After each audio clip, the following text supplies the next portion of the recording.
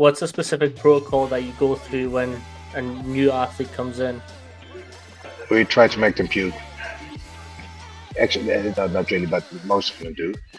Now, what I like to do is because when you're speaking to athletes, it's sometimes that you can see the fire in their eyes, and you know, okay, this one is really eager to push.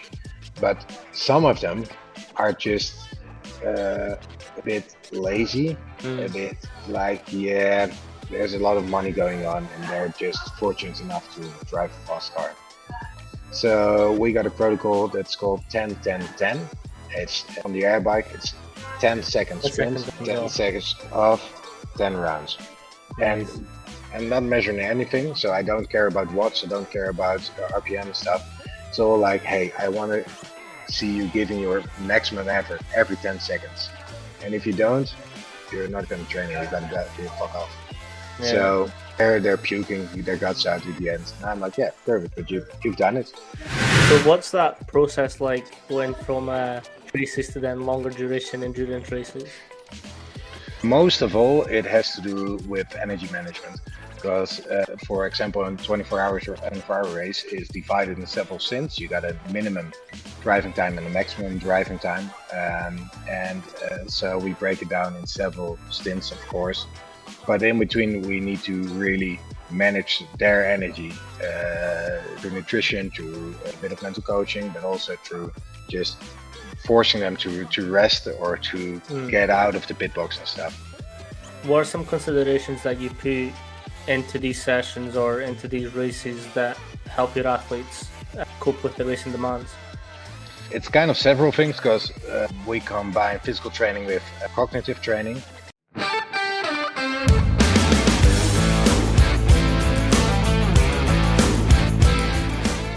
Hello and welcome back to PA Chalk Up. Today we've got a special guest from the Netherlands.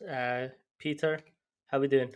Many, I'm good. I'm a bit busy, but very. I enjoy speaking to you for today. Yeah, perfect. So if you just give us a little rundown on who you are, what you do, and how you got to the position you are. Well, my name is Pieter Bulsink, and I'm the owner and founder of Maverick Training, and we're a training institute in the Netherlands. And we focus on athletes, but most of all within motorsports. And basically, what we do is recreate athletes, and well, they drive fast cars. Yeah. So if you just sort of talk to us about like the type of caliber athletes that you've got going on and what more sports that they're in. Sorry, can you rephrase that again? Yeah. I just So if you missed. just let us know on the caliber of athletes that you have and Oh, sort of yeah. what kind of more sports they're in. Well, at this point, because we're still growing and evolving, but we got a lot of GT drivers. We got, for example, Nicky Katsberg, who's a legendary driver in endurance racing for GTs, and is now racing IMSA in America. Up towards young talents like Finn Schuring or Morris Schuring, who just became the record breaker in the Porsche Carrera Cup and Porsche Super Cup, Porsche Carrera Cup Germany, as the youngest pole and race winner. And he's going into at the WEC World Endurance Championship this season.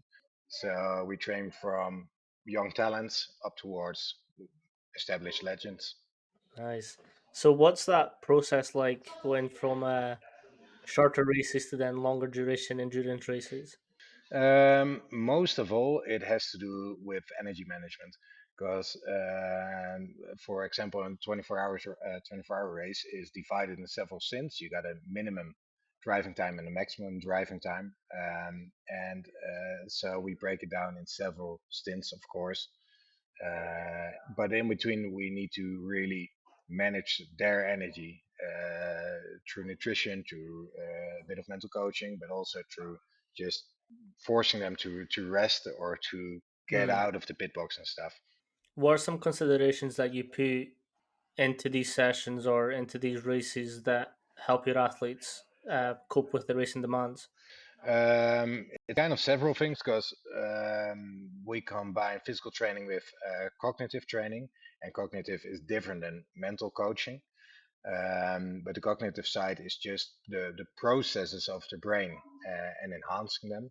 And that starts way early into training. So we're focused on what demands a driver needs to progress in for the racing. For shorter races, it needs to be more reaction time Mm. and decision making.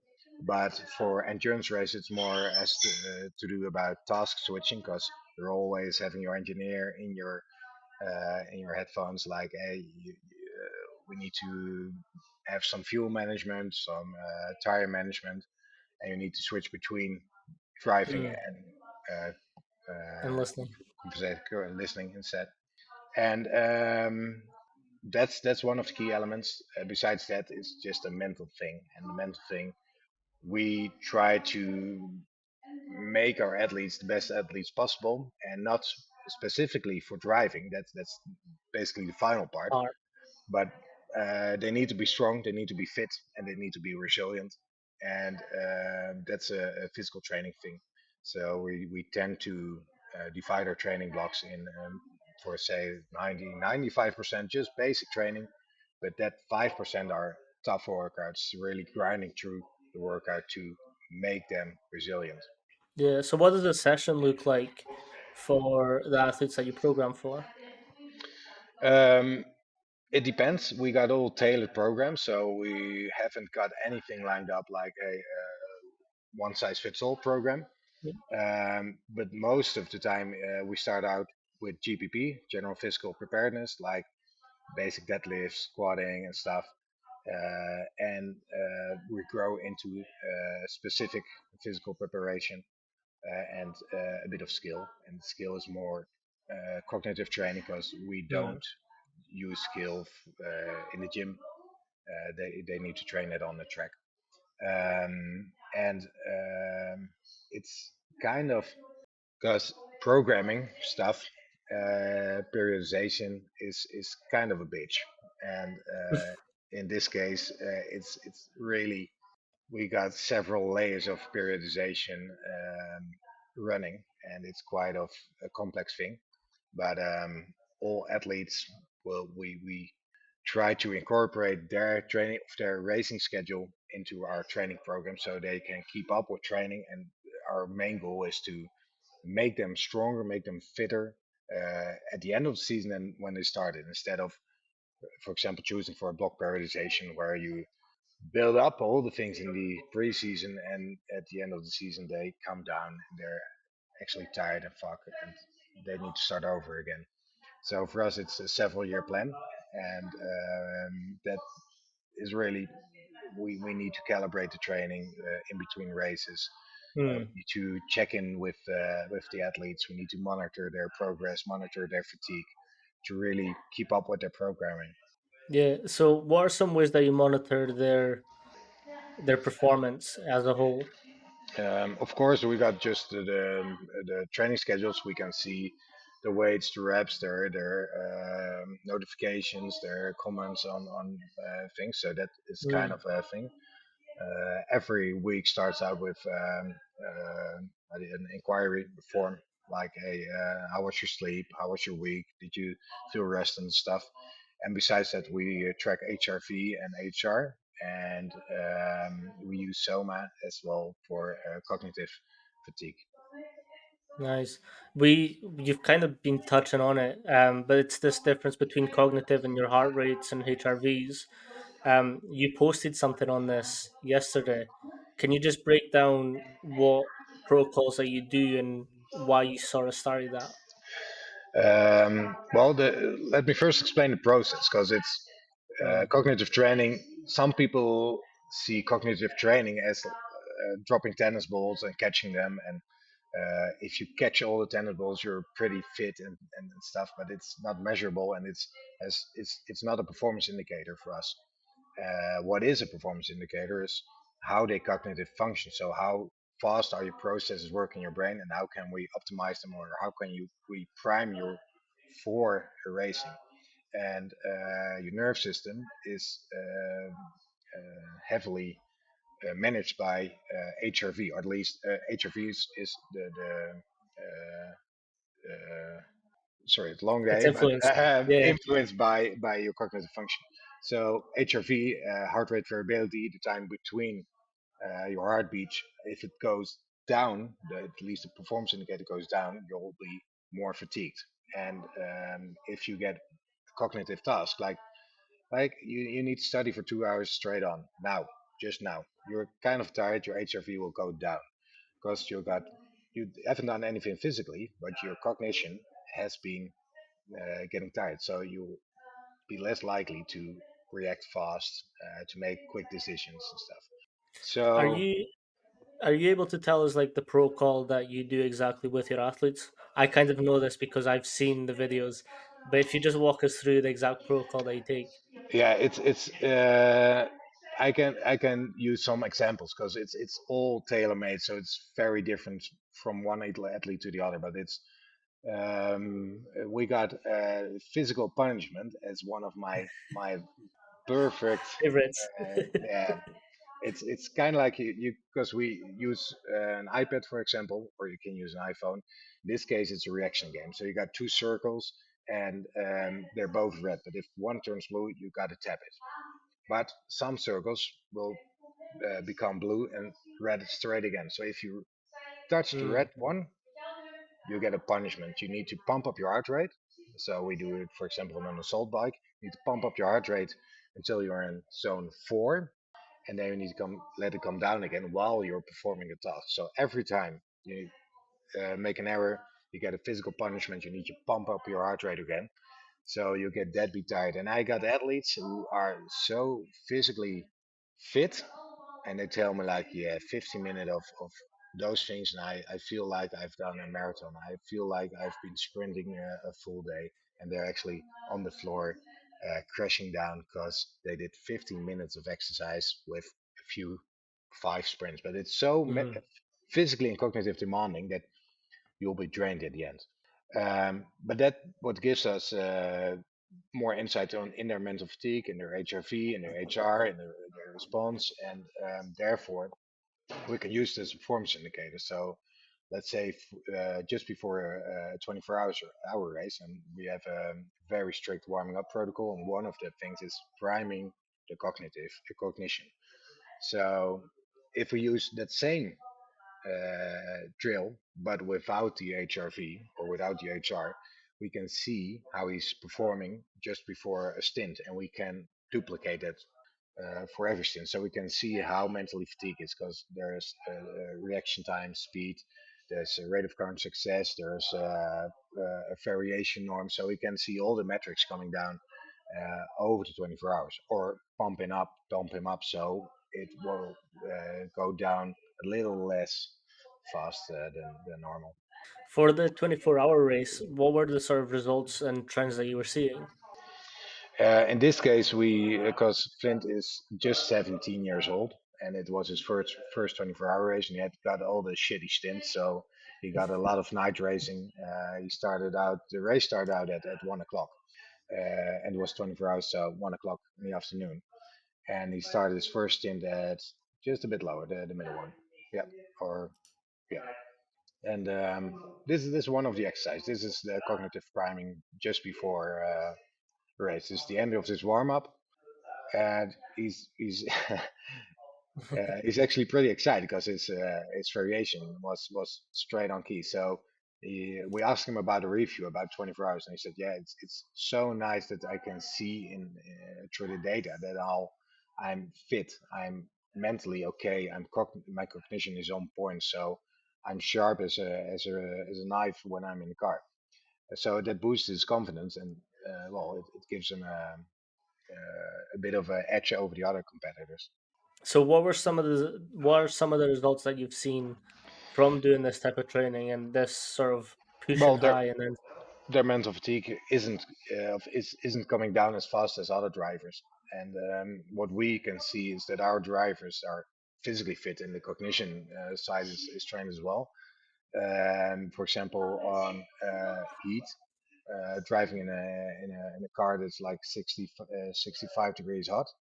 Um, yeah, they're everybody comes out like, oh fuck, man, I'm dead beat. Give me some water. Give me some. And our drivers are like, yeah, okay, pretty nice driving. Let's go again. So it's a combination, and the cognition part is one of the things that we use, but it's a combination of all. It's like a jigsaw puzzle, and we determine which puzzles of which jigsaw puzzles stuff thingies, how do you call it, we need. Hmm.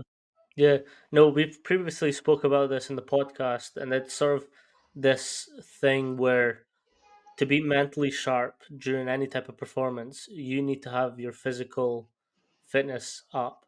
So I think it was a quarterback that we were speaking about, and the person I was speaking to didn't see why they were running drills and sort of heavy cardio based exercises. And the amount of pressures and stimuli that it is during the game, that's also fatiguing. Yeah. Like mentally, that's draining. And with the elements that you're sort of talking about, like heat, you've got concentration, sharp turns, you've got when to push, when not to push, people in your ear. There's so much going on that can Yeah, quickly deteriorate that. and there's a bit of there's a huge difference in the mental side and the cognition side. The mental side is like, hey, how am I feeling? I'm feeling okay. Do I have enough confidence to engage in the race, to take over and stuff? And the cognition part is just the process, reaction speed, task switching, memory, and all those functions. And you need both. But um, if you look at the research, it's more like if you can really train the cognition side, and that's just like physical training. You need to have a progressive progressive overload. Sorry for my Hmm. English. It's No, been a no, long day it's all already. good. It's all good. But you need a progressive overload, and with dropping tennis balls and blaze pods, tapping lights, well, it doesn't serve any point because there's not enough data points, key performance indicators to build a program on.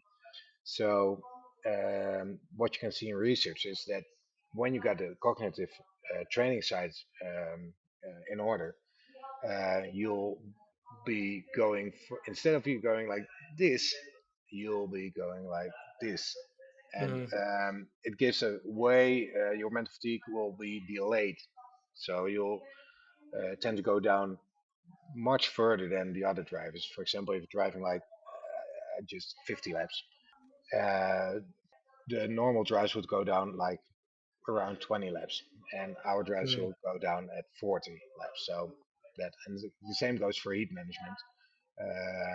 Because of the cognition side, your heat management will be better regulated, so you core temperature won't go up as high as normally. Yeah, that's something that I kind of wanted to touch on because of all these concentration and nutrition and sort of the heat temperatures around the car. What are some things that you sort of implement to mitigate that big crash that can happen? Um, well, we started out because I'm the owner, but I got Tom Lalkens, and he's my right hand in motorsport, and he's really good in just if I got a question, I said, Tom, work on it. Get me some stuff. Get me some results. Get me some papers, and I'll look into it. So what we started out like, what are they doing in Formula One? And they're wearing the cooling vest. Hmm. And first things we found was it doesn't work because Really? no, it doesn't do shit. Because what you're cooling is just your suit That upper because body, it's yeah. on your suit, and basically most of the thermoregulation stuff is on your wrist, your forehead, and your foot. So you need to cool your wrist, you need to cool your forehead, you need to cool your foot. But then the practical side, because best of all is getting into a cold bath just before the race. Well, on the practical side, it's not going to happen. So what's the next best thing? So we got into a heat protocol where we cool the wrist with just cold packs or a cold bottle before the race when they're in the car on the grid. Instead of holding it, because your fingers, you want to Mm-hmm. have sensation in your fingers. And if you, Decision, yeah. yeah, so you need to cool your wrist.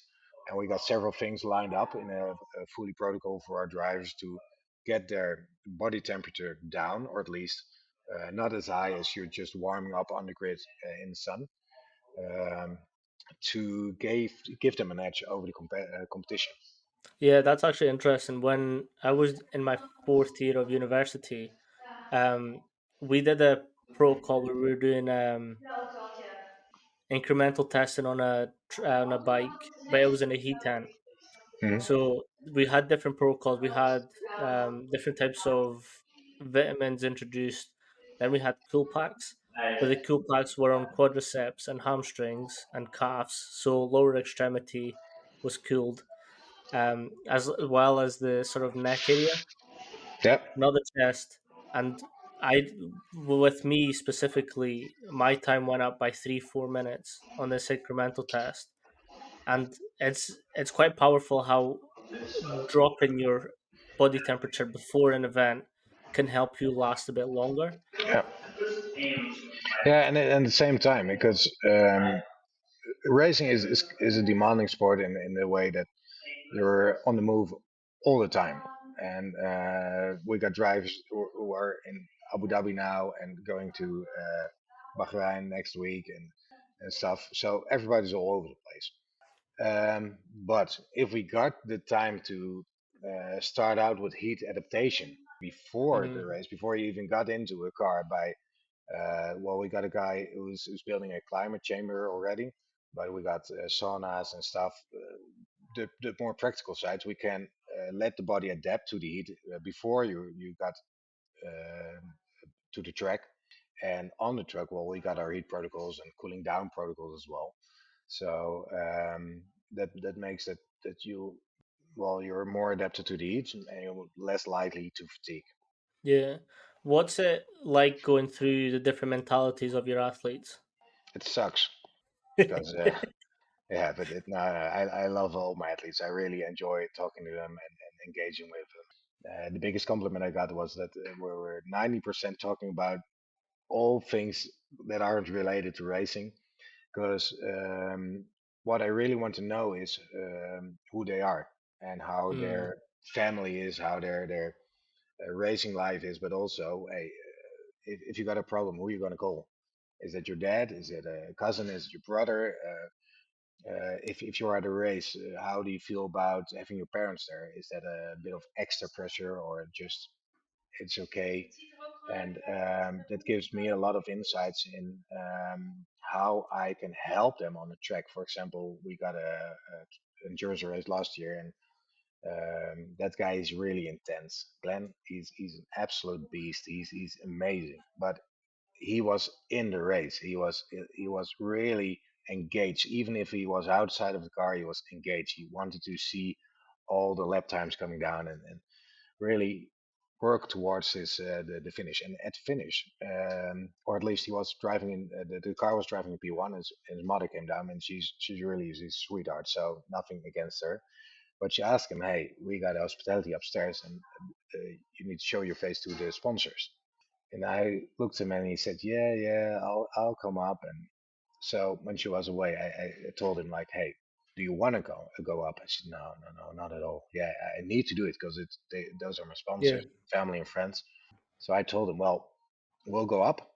How much time do you need? Like 10 or 15 minutes? Yeah, 15 minutes." I said, "Okay, let me be the asshole. After 15 minutes, I'll come get you." And just apologize like, yeah, sorry, sorry, sorry, but Peter is Mm, taking me. Let me be the asshole, so you won't have to be an asshole. So go up 15 minutes, and I'll get you down again. So that's basically for me information about how they move around the track, how they move of how they connect with their family, the friends, their sponsors, and in that way, it's my job to really organize or manage the situation for them. mm. Yeah, that's something that we speak quite a bit about in this podcast. Is although they're athletes and we're the strength coaches, but how much do you actually know about your athlete? So what I like to do with mine is as soon as they come in through the door, I'll give them a fist bump, and you can tell a lot with a fist bump. And the first questions are, "Hi, how are you? How was your day? Have Yep. you ate? Have you ate today? What did you have to eat? Have you drunk water today? How you feeling? These four questions sort of set up how that session is going to run, because they could physically have done everything right, but if they've had an argument with their mom, their girlfriends, their brothers, their sisters, whatever, they're not going to be in that session. So in that session, are you going to be the asshole that demands them to push as hard, or do you ease back and let them just work out, Yeah. just get something in, and then push them later on? Yeah, well, and it's really great the way you approach, because that's similar to us, and it's for us it's if we know the person, we know when to push and to hold back. So similar to you, but it gives us also more insight in where they are, how we can, if they got a period of time they're really stressed out, how we can keep them engaged, keep them coming in. But at the same time, for example, we check heart rate data of all our drivers, and after, I won't mention his name, after a race, we saw a spike in his heart rate. One of the drivers in the middle of the night. So that morning I text him, "Hey, you had a nice time? Yeah, yeah, pretty good. What about it? But I think you fucked, didn't you?" He's like, "Yeah, yeah, it was a really nice girl," and and it's actually fun talking about. Just like it's kind of a bullshit talk, but to see where they're at and how they celebrate, and so we can um, get them down a bit instead of feeling Mhm. always responsible for what I've done, and like, ah, sorry, I didn't train. It's, yeah, but you had a great weekend, and I get it. Just enjoy your night out. Yeah, no, It's that's it's a fun. good balance to have as well. It's like, as I constantly make this comparison, but most strength coaches see their athletes more than the head coach. Yep. So, what kind of relationship and culture are you building around your gym environment? Because if they're having to spend so much time with you, do you want them to hate you? No, And because then it's you won't get performance. and for us, because what I just told you before we started recording, I got two rules here, and that's Yeah, I don't train assholes, and if you mind me swearing, fuck off. And we got a lot of entrepreneurs training here as well, just nothing to do with driving. And I use it generally as a test for new drivers when they come in, and I sit here at the table with another client. How do they come in? Do they introduce themselves like, "Hey, this is me," and or are they a bit posh? If you're posh and arrogant, fuck off. You're not my kind of athlete, because I really want to engage with them. And if you're just, because motorsport is a is a sport with a lot of money, of course, and a lot of drives have rich dads, rich parents, and if you act like that, well, you're not my kind of driver. You're not my yeah. kind of athlete, and I can't work with you. No, exactly. And I think that's a good rule as well, because it kind of determines the kind of people that come in and the type of environment that you'll create from then on. I think social media, I'll say that, is big for just wanting to grab money and get everyone big names galore. But what's that big name adding to your session? Is it just for a bit of clout? Is that going to impact everyone else? Is that going to create a shit atmosphere for everyone else just because you've got a big name? I like Yeah, I like your stand. yeah, but it's because before I joined, or at least before I got into motorsports, I worked with celebrities, and they can be really nice people, but they're not getting you any new clients, because they're all like in the media and stuff, like, "Hey, I dropped down in weight, and I did it," and they're not like, Mm, "Hey, my personal trainer helped me lose the weight, so you better hire him." No, they're all like, "No, I did it." So, well, perfect, but it won't get you any new clients. Actually, sometimes it's a bit harder to get clients because you're the trainer of a celebrity. And I'm not the kind of guy that blows his horn all the time on Instagram. I'm sharing knowledge because we're a data driven and knowledge driven gym. So I'm sharing knowledge, and well, just read it, get it, ask me questions about it, and I'll answer you, because we're confident enough that we're ahead on everything that we do, and we got all the pieces of the puzzle. So I don't mind helping trainers out. I don't mind helping people out. I just want to connect with. people that I like. I like my work, and I like to work with people I like, and that's why it's just about the culture you create and Mm. about how you work from yourself. If I want to make money, I'll go back to all the celebrities, and I'll be a bit of a slave, and that'll be fine. But Yeah. I like to work with people. I like to work with athletes. No. I Coach Cream, who's someone that I worked with at the University of Washington.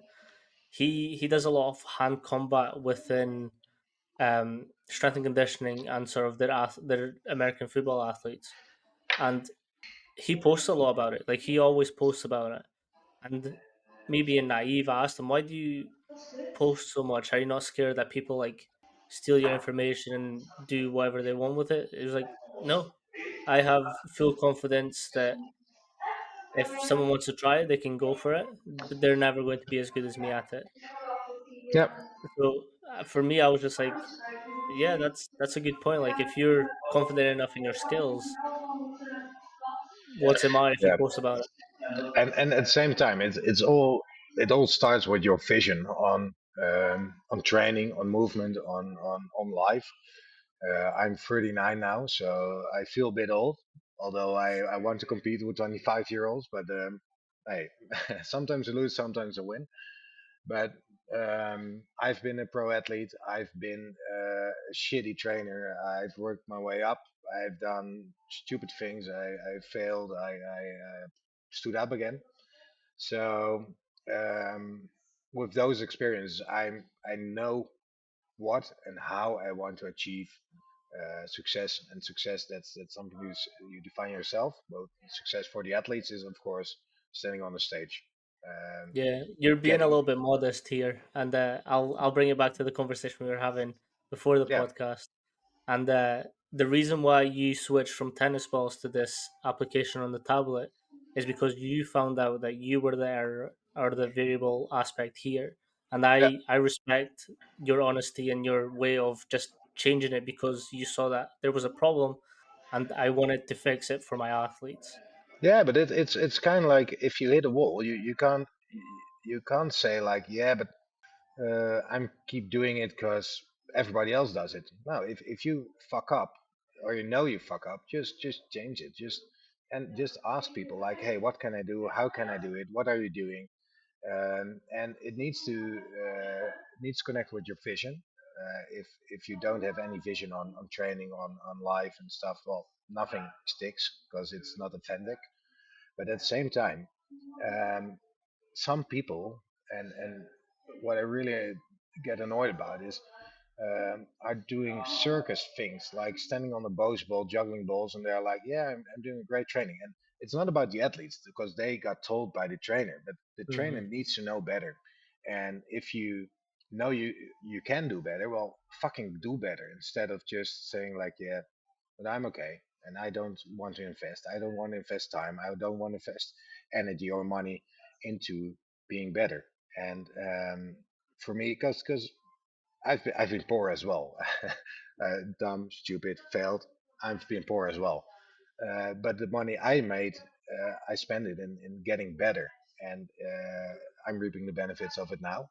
Hmm. Because I really and still because we got some projects coming up that are really amazing, but I can't tell you anything about it. But it's all has to do with getting better, connecting with people. I've got a shitload of mentors. I'm really thankful for. But it all started out with just sending an email, sending a text like, "Hey, I'm Peter. I see you doing this. Can we talk about it? Can we chat about it? Can you help me out?" And I would love to have you over for dinner. I'll buy you dinner. Can I buy you a cup of coffee and stuff?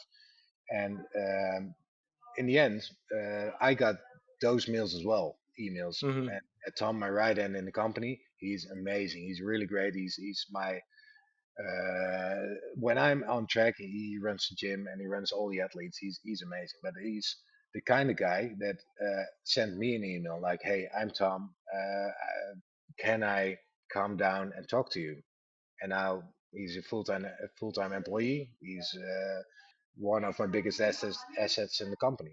So it all has to do with uh, your experience, your vision, and you need to improve yourself instead of just thinking that it will come with your next client, your next driver, your next athlete, your next tool. Like, hey, I have a Bozu now, so I'm better. No, you just got a new toy.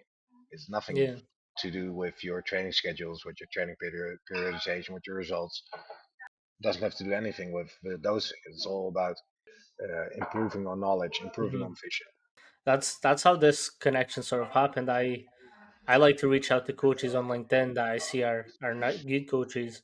So I as soon as I started seeing your profile, I was like, he looks good. So let me message, and then we just started speaking from there. Yeah, I also believe in, and I say this a lot. I should probably make T-shirts on this now. Shy boys don't get sweets. yeah, yeah. It's a good one. So I didn't hear it on yet, but good quote. yeah, so like for me, it's like I'm never scared to just send a cold message and like reach out to a coach. Hey, I see you doing this. Can you give me a little breakdown? When I saw the post yesterday that you posted, I when you came on the call, I was like, I need to ask about this. What what are your sort of protocols? What do you do with it? And sharing is the only way that this industry is going to get better. Yeah, but besides that, it's um, if you have a lot of knowledge, but you're an asshole about it, you're just an asshole with a lot of knowledge. And if you want to work with people, you need to share, you need to connect. And yeah, I got some people that I'm kind of cautious about what I tell or what I show them. But most of the time, I'm just very open with. I got several trainers that I don't get anything out of, like money wise or stuff, but it's just fun to talk and to share and to see what they are doing. And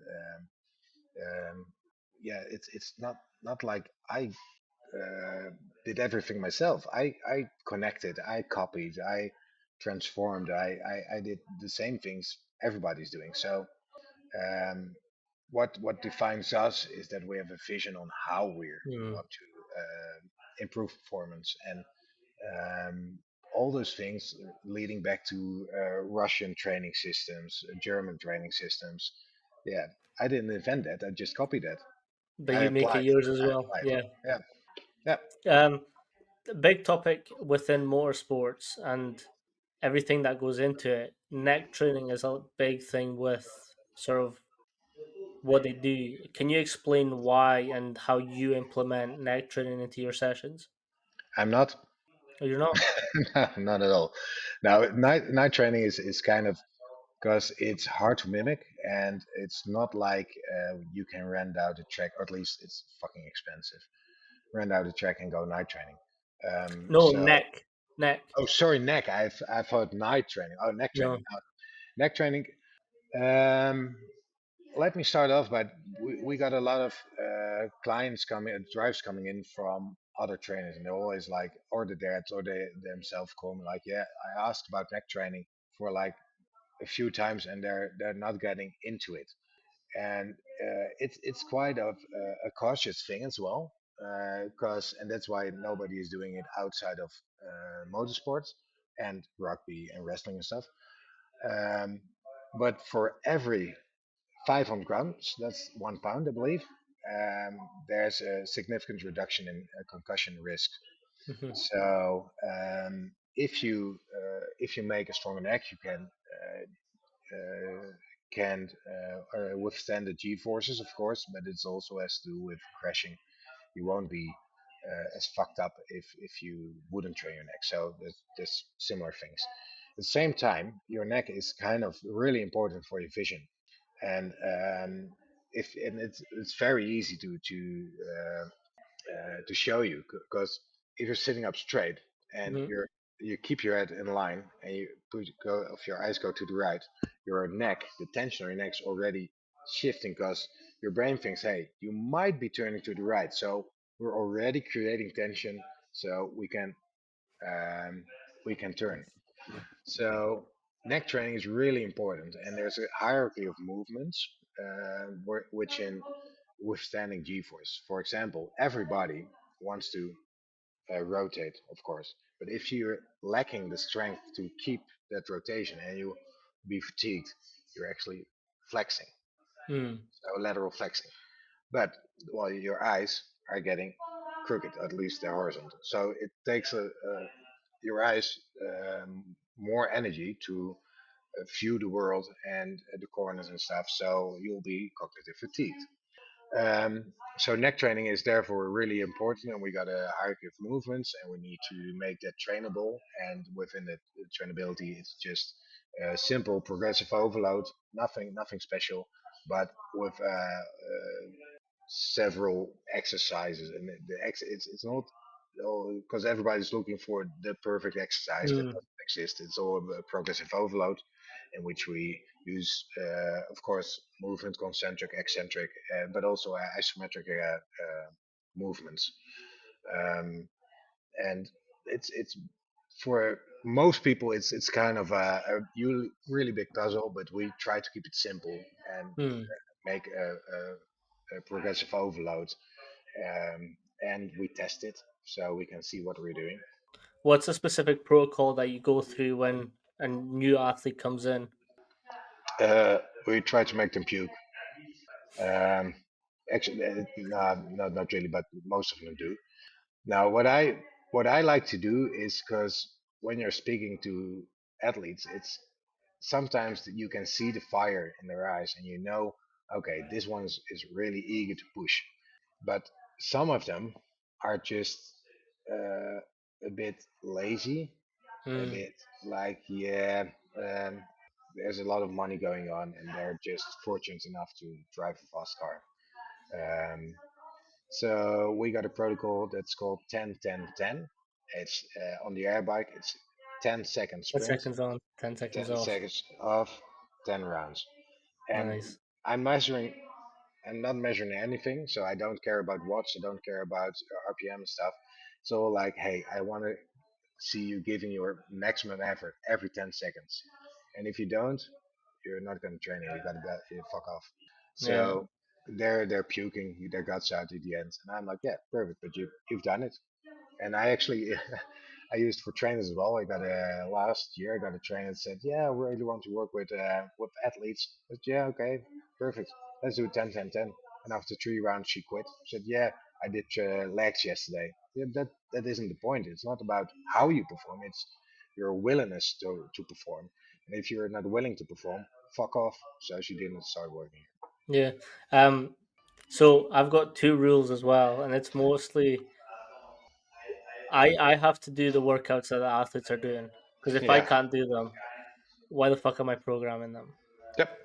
And two, I like to physically push them aerobically and anaerobically to see where they're at mentally. So if you go through, so I do 10, 10, 12. So the 12 is exactly 4 minutes. Yep. Exactly 4 minutes. So if you can give me the 4 minutes, it's just 4 minutes. I'm not looking at metrics. I'm not looking. I will shout at you the whole time. Yeah. Let's go. Let's go. Let's go. You've got more. I will constantly shout at you, but that'll tell me a lot where you are mentally. If you give up halfway and say you can't do it, is are you mentally strong? And I do it myself. Like I've done it in a heat chamber. I've done it in any way possible because mentally I know I can do it. So Yeah, we, it's we got a similar approach. Leading by example is really big with us. And for example, Tom is training now for his first boxing match, and he's really tight on his nutrition. He's really tight on his training. Last year we did a triathlon with a few athletes, a few drivers, and even though I'm 10, sometimes 15 years older, even more, almost 20, I'll compete, and I'll make sure I won't be last, and I give you a run for your money, because yep, I really, and that's the same thing. There's one thing that's called Pieter trainingen, and some guys are really asking for it, and those are the really tough ones. They're the training session where you need to have a strong head. You need to be able to be fucked up with everything you got. And we got several things like the biathlon, and the biathlon. It's I designed it. It's to give a really plain overview. It's just shooting with a Nerf gun, on a piece of paper. If you hit the paper, you're doing ski erg rounds, you won't get an extra round on the ski erg. But you see the windows in the Mm-hmm. background. I open up the window, so you won't be able to hit the paper. Nice. And it's not about hitting the paper. So everybody's like, yeah, fuck, the gun's not working, and it's going all over the place, and they don't know I opened the windows. I hope they And don't it's, listen. they're frustrated as hell. And I tell them afterwards, yeah, but to win the game, it's not about hitting the target. It's about the effort you give on Mm, the skier. If you're smart about it, you'll get through it, and the next time they'll do better. And those are it sounds a bit like, yeah, you're doing a bit of like the people that can work and work out of today, like mm. something you just feel about, like, hey, I like to feel about this, but it's those are specifically designed and implemented on times that I really want to give drives and up on their mental side of things, really a bit more resilience. Is that the competitive element something that you introduce a lot into your workouts? Not a lot, but more on the right times. And Mm, I'm really careful about it because some drives are so competitive that it's kind of like a make or break thing, and I mm, need to get them a bit down.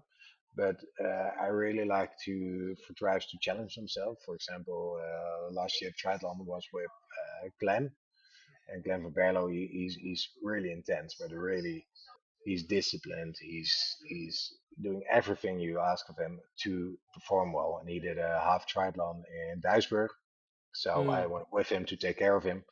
Yeah, and he's an absolute beast. But this year he's gonna do an ultra run, 100 kilometers ultra run, just besides racing. So it's good to challenge guys. It's good to have fun with guys. We organize training camps for our drivers as well. And one rule is we need to have training sessions. But the other thing is every day's training session, and at night or in the afternoon we could do gonna do something active but fun. So mm. paintball, ice karting. We've done a shitload of things, but paintball as well, and it's really hard. Nobody Yeah. is no surrender, no mercy, all out. Do Is this active chicken recovery runs. something that you introduce a lot of for your athletes? Yeah, but it's more about the complete line of recovery than just moments of recovery. Mm, That's where the HRV comes in again as a norm to as a performance indicator, sleep quality as well, nutrition, our periodization, deload weeks, deload days. All those guys at all those guys that having their own tailor-made programs on the race schedule. So we let the volume come down just before the race, mm, a few days.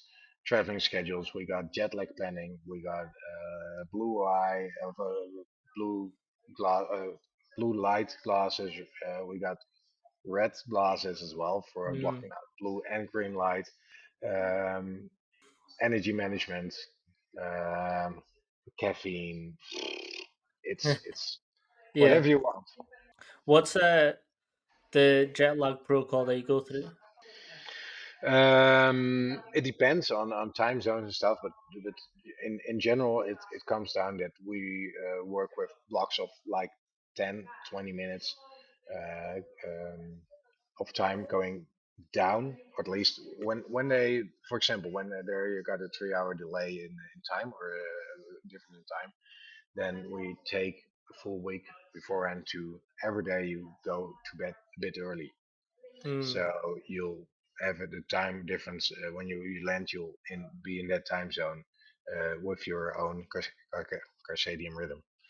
And if that's something that's quite a bit hard to do because you're working or it's during the day, well, you got the glasses and stuff, so you'll be a bit more tired, and your hormonal profile will already adapt to time mm, zone. And at the same time, it's also a bit of mental thing. Yeah, just when you're in the time zone, act like it. Don't be a fucking mm. pussy. Just reset your watch and go. Yeah. What are some non-negotiables that you have with your athletes? Don't be an asshole, Don't be an asshole. Yeah, and fair. just say what you do and do what you say. If you telling me, yeah, I'm a bit tired or I'm busy and I'm stuff, I can't train it much. Okay, perfect. We'll adjust the programming. But if you tell me, yeah, but next week I'll be training. I'm doing all the training session. Perfect. But if you're not, well, I'll be on the phone like, hey, why didn't you train? I see all the red Mm, circles. What the fuck? And I actually kicked someone out like, hey, this is the first time I'm calling you. I can't do my work. I don't enjoy working with you because I everything we do, we can't see anything change mm. on your side. So we're pretty much done. How's that conversation with some of the athletes? Annoying because I don't like it. If I like people, you'll be mine. I'm very loyal to people, but if I can do my job, it's like yeah, and it's for some people it's hard to really to be confronted with their own lack of Mm, well um, promises, yeah. following up promises. Yeah. What would be what would be a piece of advice that you would give new strength and conditioning coaches coming into the world of S&C and motorsports specifically? Um, Start learning because if you just follow the course, you follow the study, you don't know shit. You don't just know you've read stuff from books that are already behind on science, behind on the practical side. You don't know shit, so better engage with trainers and not just one. Don't have a demigod that you're following. Don't have a guru. Get several gurus and several Mm, planes and make it your own. Be a bit of a cherry picking a person. Like, hey, I connected with this person because he's pretty amazing in plyometrics, for example. I'm gonna learn plyometrics from him. That guy is really good in periodization models. I'll get them that for him, but apply it within your vision. So it's basically when you come out of school, you don't know mm, shit. Connect and implement on your vision or create a yeah, vision. Talk about vision. 100%. Just Side saying that. question. Too loud. One of the drivers leaving, so Nah. Oh, say that's fine. Don't worry. Um, that's an interesting point, and I kind of want to take your take on that. Do you do much plyometrics with your athletes? yep. How so? Because of the braking and the pedal work. It depends on the car, of course, but how much pedal work you do and the races. But calves and anterior tip is really need a lot of work. Most of the guys have problem with the shins and Mm, calves as well. yeah, that makes sense because of that constant plantar dorsey. Yeah, Yeah, nice. Um, thank you so much for your time today. Appreciate you coming on and sort of giving you're us welcome. your take on strength and conditioning. Is there anything that you sort of want to plug from your end and what you are doing? Just one actually, because I really enjoy talking to you, but it's also coming out of us connecting on LinkedIn and Instagram. So if trainers are watching, just connect. Feel free to ask. I'll be open for any conversation. I like connecting with peers. Yeah, that's me. Yeah, as well. And actually, because the LinkedIn profile. Yeah, I really hate updating my LinkedIn profile. So not all of the studies and stuff on it, but it's more about the what's it in English contributions, the Mm. things I write. That's fun to No, follow. I'll talk about this because I've been enjoying the posts that you've been doing recently. Cool, So I want you to keep it up because I like them. cool. I'll do that. Sweet. No, thank you so much for coming on, and You're it's welcome. it's nice to sort of know the considerations that you do for motorsports and how that can differ between sort of other sports to more sports specifically. Okay, cool. No, It was fun perfect. Thank you so talking to much. you. You're welcome. Appreciate you. Peace.